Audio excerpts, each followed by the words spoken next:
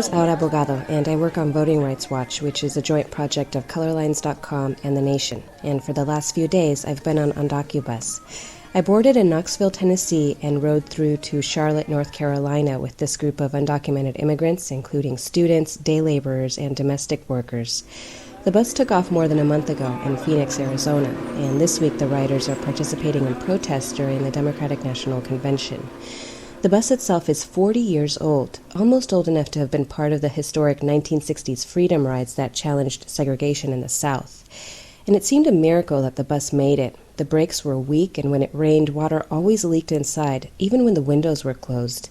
In the final leg of our trip, we caught the tail-end rain and subsequent hail from what had previously been Hurricane Isaac, and I was prepared for the wind to completely knock the bus over. But perhaps even more remarkable is the fact that the riders themselves made it to Charlotte. In city after city, riders challenged local and federal immigration enforcement, often risking arrest for doing so. In the past, undocumented immigrants have largely obscured their status for fear of deportation.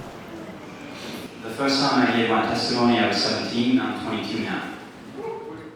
UndocuBus riders say that living in virtual hiding makes it easier to deport someone, but declaring oneself undocumented binds you to a growing network that challenges systemic criminalization and protects individuals so that they stand a chance to not be deported if they are arrested. And although the freedom rides that preceded UndocuBus by some 50 years sometimes resulted in gruesome violence against its riders, I often saw the reverse as UndocuBus made its way through the South. Sure, I expected church congregants and local activists to welcome the riders with open arms, but total strangers did as well. When a group of 4 white tattooed motorcycle bikers stopped to talk to the riders at a gas station in the backwoods of North Carolina, I paused to take note. It turns out they did so to let the riders know that they heard about them on the news and encourage them on their way to the DNC.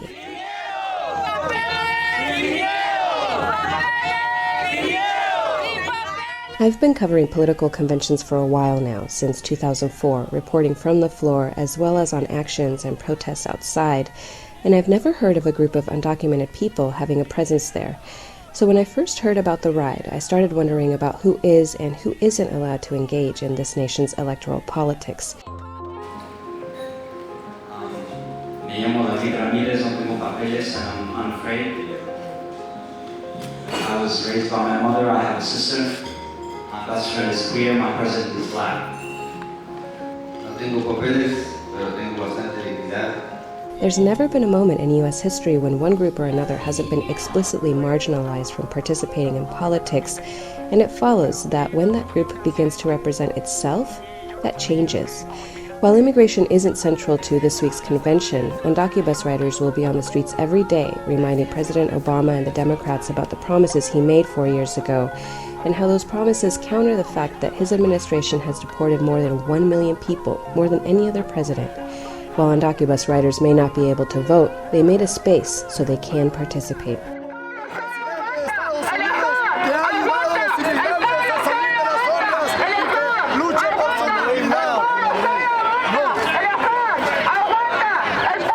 For Voting Rights Watch, a joint project of ColorLines.com and The Nation, I'm Aura Bogado in Charlotte.